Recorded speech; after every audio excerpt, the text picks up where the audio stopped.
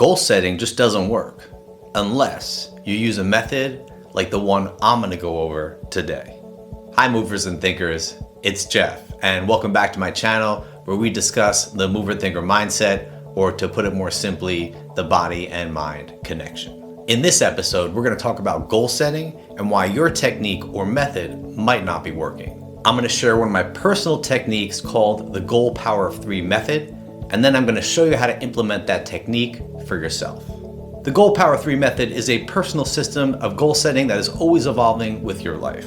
But first, let's talk and reflect on your previous year's goals. It's good to reflect on the previous year's goals as a way to get closure. It's not about judging yourself or measuring progress. While that is important, it's more about growing and knowing yourself. Did you set any goals? How many? Did you attain any? Why or why not? These are questions you may want to ask yourself to gain some perspective on the habits and tendencies that you may already have. If no goals were set, reflect back on the year and look for the triumphs among the ebbs and flows. Then categorize the moments that could have been considered goals. Learn your strengths and explore ways to use them for more wins. If you set some goals in the past year, or didn't set some goals in the past year, feel free to share your goals, your triumphs, your ebbs and flows in the comments, and we can all learn together. Now back to the goals. When setting and achieving goals, it's important to remember that less is more. It's not a race. To play your strengths, you can always add more. To give yourself wins along the way. That success is relative to perspective. That last one's really important because your perspective on your success is going to really define your attitude. One of my greatest achievements, I always say this, was changing my perspective on success and not being so hard on myself and learning how to find other ways to achieve what I need. Now let's go over the process of choosing goals. In the process of choosing goals, it's important to pick ones that align with your personal values. Let's go over the difference between meaningful goals and arbitrary resolutions. I'm gonna go out and make more money this year. That's an arbitrary resolution. I'm not really being specific. I'm just saying I'm gonna go and do something with no real plan on how to do it. Being specific makes it so much more meaningful. So saying something more like, I'm gonna go out and do X to make more money this year is much more direct and meaningful. If you don't know the how or the X yet, then make the goal to figure out a method first. I'm gonna go research and figure out how to make more money this year. I'm gonna do my due diligence to figure out how to make more money in the new year. I'm gonna talk to people that I know are successful to figure out how I'm gonna make more money in the new year. Let's break down the SMART criteria for effective goal setting and how you can use it to choose better goal setting techniques and methods. SMART is an acronym for specific, measurable, achievable, relevant, and time-bound. We're gonna go over the Goal Power of 3 method and a few others, reviewing them using this SMART criteria. Now there are so many different goal setting techniques out there, so let's just go over a few of the most common techniques that are using small numbers of 3 or 5. The first one is the 1-3-5 stack rule. The 1-3-5 stack rule is a simple goal setting technique that basically focuses on one main goal that you try to achieve. Break that down into 3 different tasks to achieve the one goal, and then break those 3 tasks down to 5 different tasks to achieve the 3 tasks to achieve the one goal. Hence the 1-3-5 stack. So how many total tasks is this? It could be 5, it could be 8, it could be 9. How does it measure up against the SMART criteria? Is it specific? Yes. Is it measurable? Yes. Is it achievable? Maybe. Is it relevant? Maybe. Is it time-bound?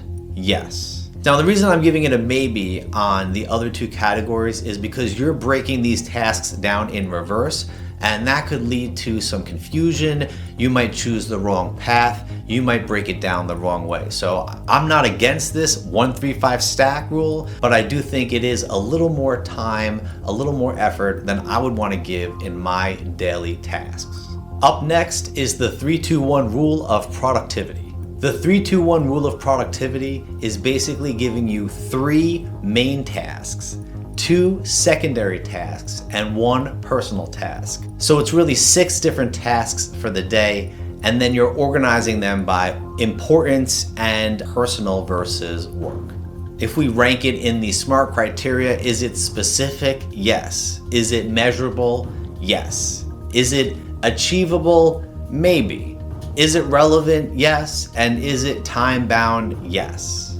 I personally like this one. It is only 6 tasks and they do have a nice order of prioritization, which I feel is important. There's also something called the 1-3-5 rule of productivity, which is basically the 3-2-1 rule of productivity in reverse with more tasks. So we're not going to go over that. It's basically the same thing, but it is another way to think about how you're organizing your tasks and what order they are in. Which brings us to one of the last ones we're going to talk about besides the Goal Power 3 method, called the Top 3 technique. So as you might have guessed, this technique simply uses 3 different goals on a daily basis, and you just write them down and try to get those 3 completed. I like it because it's simple and it has 3 different goals. What I don't like about this method is it's almost too simple, because if we compare it on the SMART criteria, we'll say, is it specific? Not really. Is it measurable? Yes. Is it achievable? Maybe. Is it relevant? Possibly. Is it time bound? Sure. So although I do like the simplicity of the 3, I just don't feel it's giving us enough direction, and I don't think it will really be actionable in the end. Now, the Goal Power 3 method uses the simplicity of a 3-goal-a-day strategy. However, it's more specific and relevant than the other strategies in the way that we organize and complete the tasks. See, in the Goal Power of 3 method, we break things down in a logical and psychological way. The first goal is the give. This is something that you need to get done, but will take minimal effort to accomplish. It gives you a win right away and provides you with some momentum moving forward. The second goal is the reach. This is something you want to get done. However, it's going to require a moderate effort to be accomplished. You're going to have to do a little more work here. The third goal is the Hail Mary. This is something that would be awesome to get done. However, it's going to require a decent amount of effort and probably more time than any of the other goals. The thing with the Hail Mary is you're not going to be mad at yourself if you don't complete it, and you're going to look at it as a way to challenge yourself. You can always move it over to the next day or change it if you felt that it didn't suit your needs. You may try something and realize it's not exactly what you need, or it's putting you on a different path to where you want to go. When setting the Hail Mary, take a moment to really think about what your goals are in life, your main goals, your purpose. Use this category as a way to align with that, to resonate and make relevant goals. So how does the Goal Power 3 method stack up against these SMART criteria for setting goals? Let's see. Is it specific? Oh yeah. Is it measurable? Of course. Achievable? You bet. Relevant? Without a doubt. Time bound? From the start. It's SMART. Now let's talk a little bit about using more tasks or multiple lists. How can you expand on this concept? Well, first, let's talk about doing more. I strongly encourage you to keep the number at 3. If you really wanted to add another one, at the end of the 3rd task, completing it, I would then think of a new task and see if I could complete that in the same day, right? I wouldn't start with a list of 4 saying that I'm going to do 4. I would always start with a list of 3. And if I felt really motivated, like I said, I would come up with a new task at the end and find a way to finish the task in that day. When it comes down to adding more than 3 tasks, just remember, the system is about simplicity, consistency, and longevity. So it's just something to think about when you have that urge to add more. On the subject of multiple lists or themed lists, I feel a little differently. For example, having a list of your personal and work life could be an efficient way to handle multiple aspects of your life. However, if you're gonna do multiple lists, I would advise you to not have more than 3 lists. This way you can get a minimum of 3 things done a day, even if you only get 1 thing done on each list, and they'll all be wins. I myself use 2 lists, 1 for personal and 1 for business. This way I have a maximum of 6 tasks that I would have to achieve in 1 day. Another way you can use multiple lists is to base them on timeframes, say yearly, monthly, daily, weekly, or even hourly if you're that into it. To review, the Goal Power of 3 method is a simple technique using 3 tasks in a list.